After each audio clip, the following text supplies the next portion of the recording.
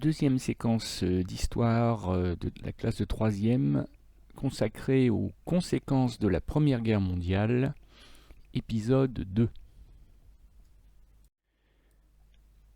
Après avoir planté le décor spatial de notre séquence en cartographiant les conséquences géopolitiques de la Première Guerre mondiale en Europe, nous allons aujourd'hui découvrir quelques temps forts des bouleversements provoqués par la Grande Guerre, et donc nous allons découvrir la frise chronologique.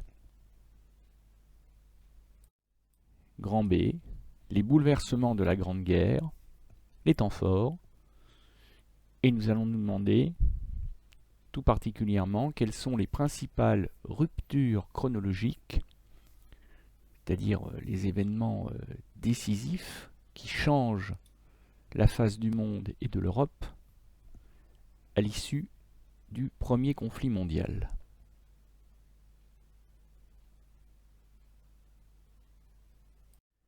Alors, comme le suggérait le titre de la diapo précédente, nous allons partir de la Première Guerre mondiale, puisque nous allons faire démarrer notre séquence et nos repères chronologiques à partir de l'année 1917, et nous allons nous retrouver dans l'immédiate après-guerre, celle des traités de paix, et cela nous emmènera jusqu'à la fin de l'année 1922.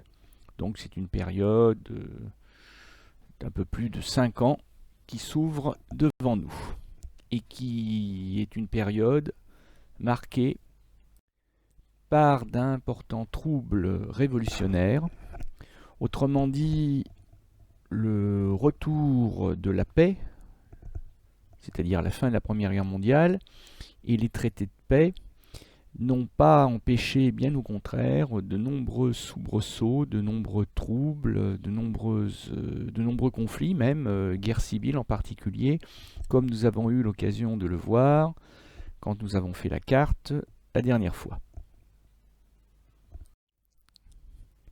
Alors le tout premier repère, j'attire votre attention sur cet important détail, il est double, puisqu'il concerne l'année 1917, mais il se décline en février 1917 avec une première révolution russe qui va chasser le tsar, l'empereur Nicolas II, du pouvoir.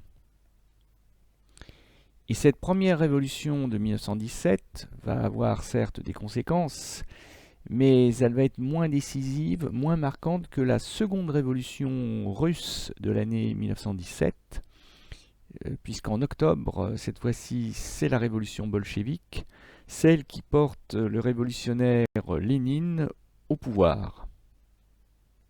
Donc 1917, février et octobre, les révolutions russes.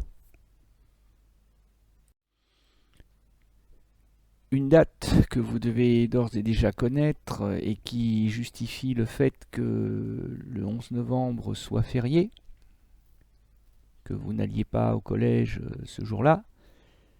Le 11 novembre 1918, c'est l'armistice de Rotonde qui suspend temporairement, dans l'attente d'un traité de paix définitif, les combats sur le front occidental. Les armes se taisent. On peut considérer que la guerre est pour ainsi dire terminée.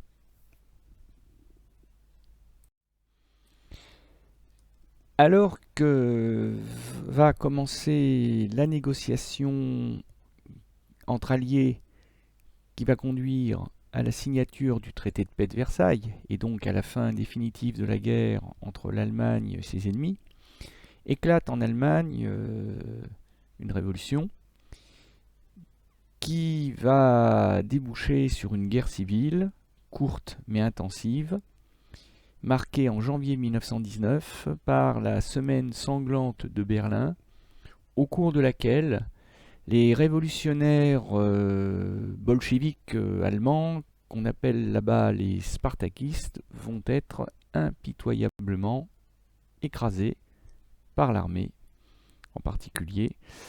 Et nous aurons l'occasion de revenir sur cet épisode particulièrement sanglant janvier 1919, la semaine sanglante de Berlin. Et après le coup de poignard dans le dos sur lequel nous aurons l'occasion de revenir en détail, le coup de balai à l'échelle planétaire, comme le montre cette affiche, cette caricature. En mars 1919, Lénine, l'homme qui a pris le pouvoir par la révolution bolchevique en octobre 1917, repère 1, et bien le même Lénine fonde la troisième internationale communiste depuis Moscou, et nous aurons l'occasion de revenir sur la signification de l'événement et surtout sur les conséquences colossales de l'événement en question. Conséquences compris d'ailleurs en France.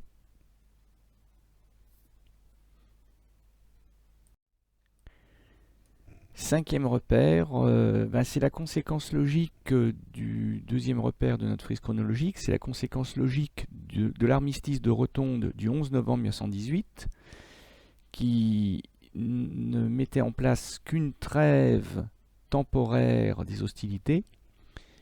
Cette fois-ci, en juin 1919, la guerre est officiellement terminée, puisque le traité de Versailles est imposé par les Alliés vainqueurs à l'Allemagne vaincue, et nous reviendrons en temps voulu sur le contenu de ce traité de Versailles et sur ses conséquences, là encore extrêmement importantes pour l'avenir de l'Allemagne, mais aussi l'avenir de l'Europe et, d'une certaine manière, pour l'avenir du monde.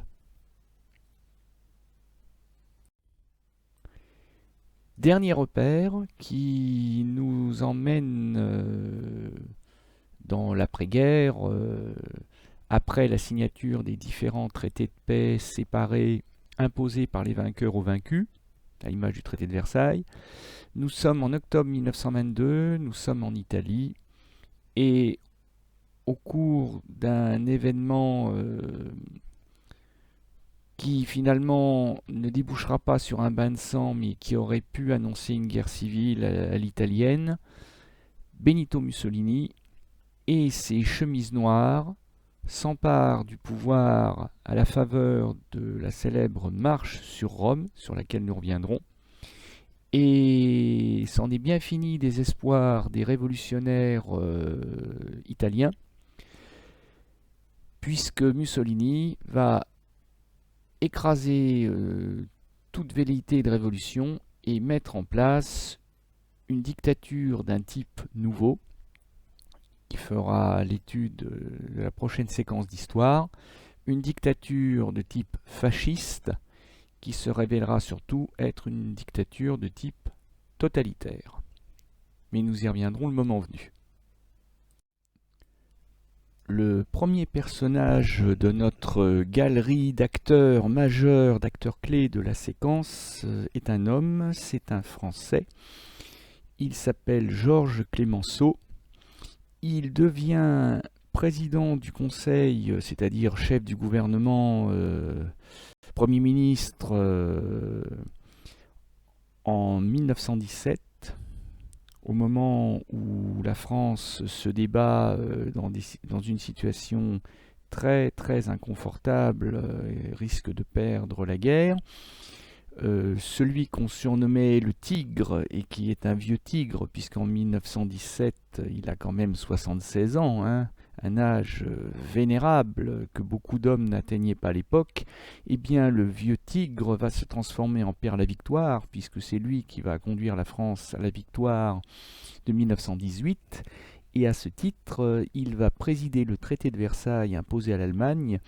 Et même s'il n'est pas parvenu à convaincre ses alliés d'imposer tout ce que la France voulait imposer à l'Allemagne, il est néanmoins celui qui a influencé le traité de Versailles, et avec les conséquences que l'on découvrira par la suite.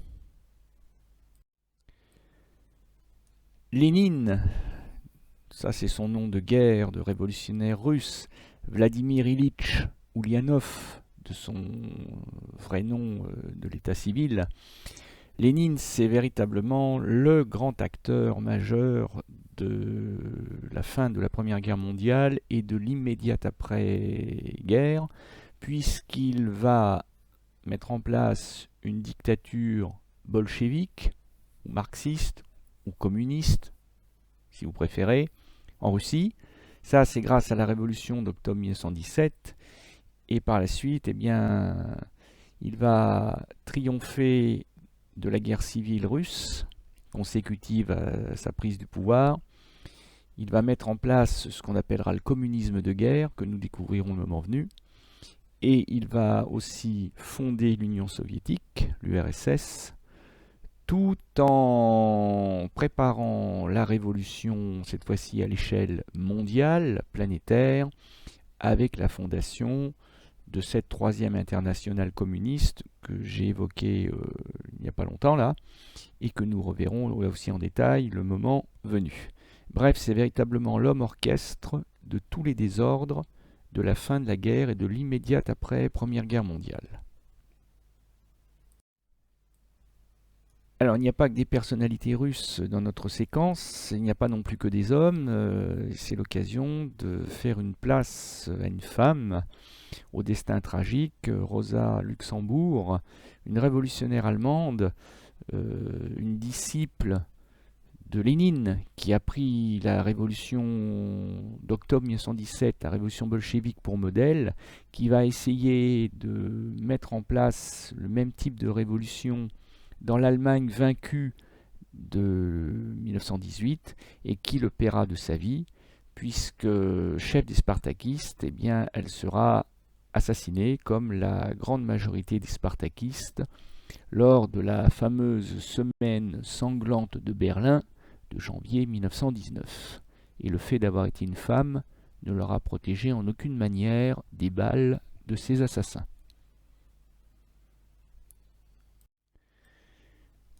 Pour finir, après avoir évoqué des révolutionnaires, eh bien, finissons par un contre-révolutionnaire triomphant. Un homme au destin assez curieux, qui a commencé dans sa jeunesse par être un révolutionnaire antimilitariste et qui finira à l'extrême opposé politique, lui qui passera de l'extrême gauche à l'extrême droite. Lui qui était un révolutionnaire deviendra un contre-révolutionnaire. Lui qui était un pacifiste va devenir au contraire un partisan de la guerre. Et ce Benito Mussolini-là, ultranationaliste, comme on dirait aujourd'hui, prend le pouvoir en Italie en 1922 et instaure une dictature totalitaire fasciste. Voilà, un Français, une Allemande, un Russe, un Italien. Voici les 4 acteurs clés de notre séquence consacrée au bouleversement de la Grande Guerre dans le continent européen.